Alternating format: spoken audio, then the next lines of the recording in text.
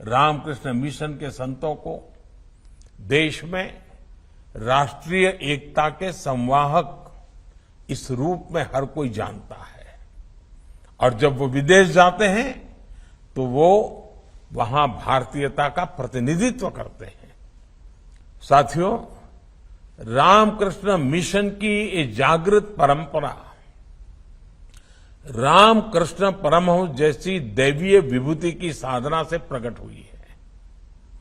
स्वामी रामकृष्ण परमहंस एक ऐसे संत थे जिन्होंने मां काली का स्पष्ट साक्षात्कार किया था, जिन्होंने मां काली के चरणों में अपना सर्वस्व समर्पित कर दिया था।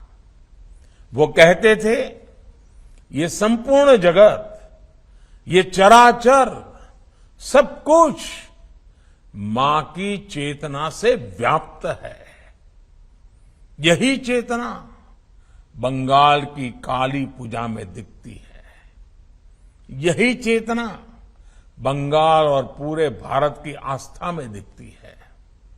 इसी चेतना और शक्ति के एक पुंज को स्वामी विवेकानंद जैसे युग पुरुषों के रूप में स्वामी रामकृष्ण परमहंस ने प्रदीप्त किया था। स्वामी विवेकानंद को मां काली की जो अनुभूति हुई, उनके जो आध्यात्मिक दर्शन हुए, उसने उनके भीतर असाधारण ऊर्जा और सामर्थ्य का संचार किया था।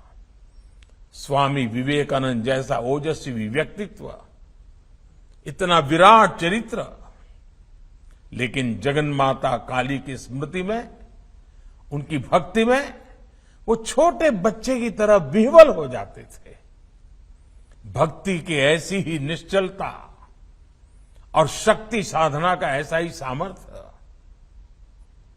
मैं हमेशा पूज्य स्वामी आत्मस्थानंद जी के भीतर भी देखता था और उनकी बातों में भी मां काली की चर्चा होती रहती थी।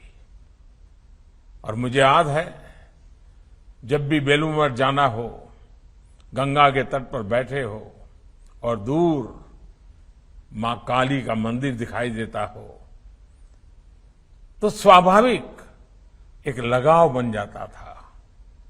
जब आस्था इतनी पवित्र होती है तो शक्ति साक्षात हमारा पथ प्रदर्शन करती है। इसलिए मां काली का वो असीमित, असीम आशीर्वाद हमेशा भारत के साथ है।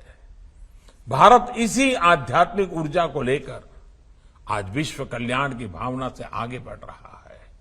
साथियों, हमारे संतों ने हमें दिखाया है कि जब हमारे विचारों में व्यापकता होती है तो अपने प्रयासों में हम कभी अकेले नहीं पड़ते।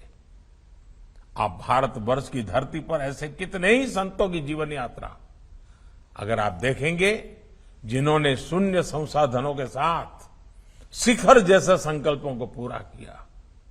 यही विश्वास, यही समर्पण मैंने पूज्य आत्मस्थानंद जी के जीवन में भी देखा था। उनसे मेरा गुरु भाव का भी संबंध रहा है।